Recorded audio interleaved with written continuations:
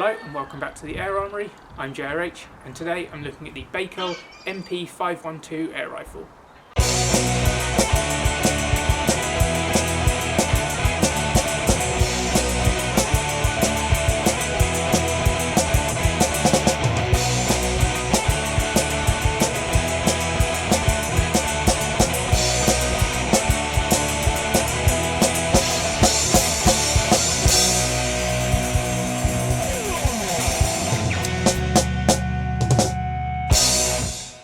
Baikal are a Russian manufacturer of air guns, firearms and a number of other things, including power tools, and they are made at the Izhevsky-Makhanevsky Zavod factory in western Russia.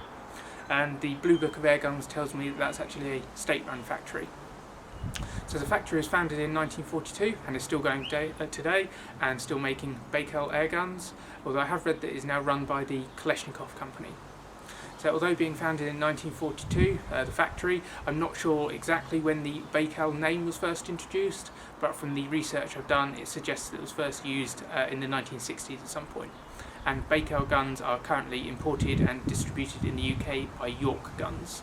This model, the MP512, has been around for a while. It was introduced in at least the 1990s, if not before, and it's still in production today, although it has had a few updates during that time. And Baikal actually make a couple of different versions of this gun. So there's this one, which is the standard MP512, which they advertise as being suitable for initial training in shooting and plinking, but they also make the MP512M, with that M standing for Magnum, and that is a higher power version for hunting. So let's take a closer look at the Baikal MP512 air rifle.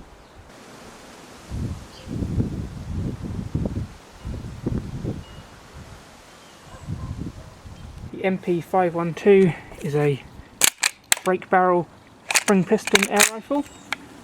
It's 40.5 inches or 103.5 centimetres long with a 17.5 inch or 44 centimetre long rifled barrel, and it weighs 5.5 pounds or 2.5 kilograms, and it's in 177 calibre only, but the Magnum version was also available in 22.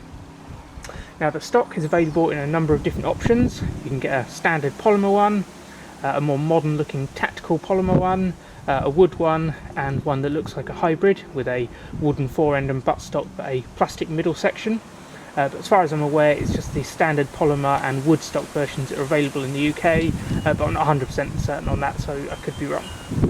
So this is obviously the wood stock version. It's made of birch, or tinted birch as Baikal call it. It's quite a nice sporter style stock with nice curves at the back, but contrasted with sharper lines and corners on the forend. It has a raised cheek piece at the back, which is quite nice, but that is just on the top. It's not actually on either side, so it is an ambidextrous stock.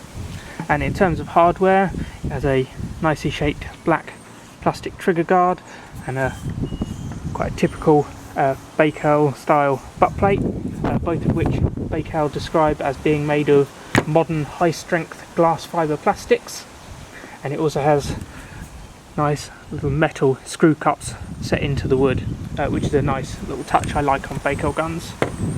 So I'm now going to take the stock off and show you what's going on under there.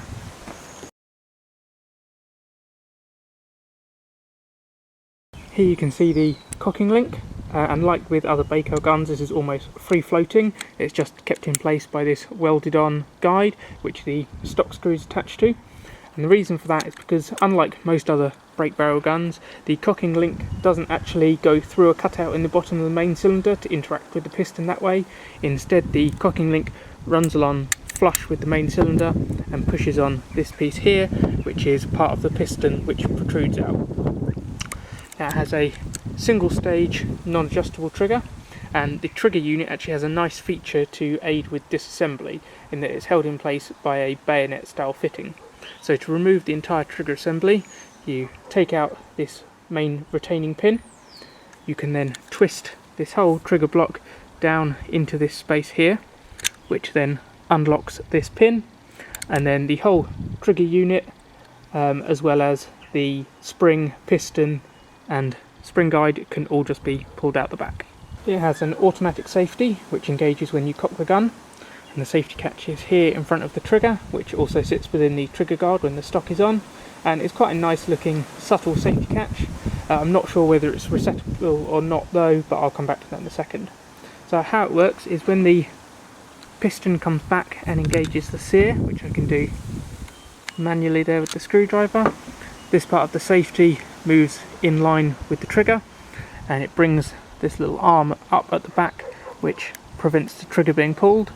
But then to take the safety off, you push this catch, which moves this out of alignment with the trigger and reveals a red blob to show that it's on fire, and that arm is then also pushed up and in line with a cutout in the trigger, which allows the trigger to be pulled. Unfortunately, this gun is not currently in working condition though. At the end of this bar has broken off, and that therefore interferes with the cocking mechanism, and I think there might also be a spring missing from the trigger unit, as there's no tension on the sear at all. Because of those problems, the gun won't cock, so not only can I not shoot or test the rifle, I also can't see what the trigger is like or find out whether the safety is resettable.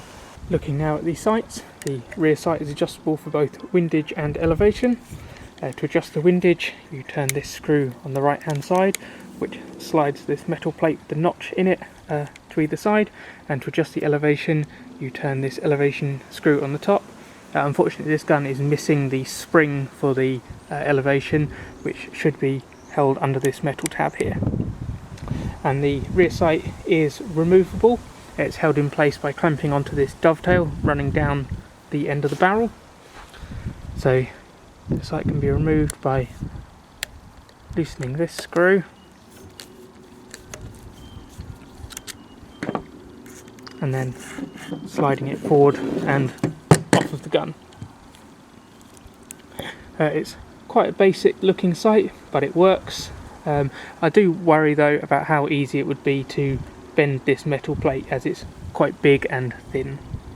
The front sight is a moulded plastic globe or tunnel sight with a simple metal post element in it, and I assume you can get different interchangeable elements for it. And the sight is removable. It's just a push fit onto a slightly tapered end of the barrel, and it's held in place with a screw cap at the end, which I can remove to show you.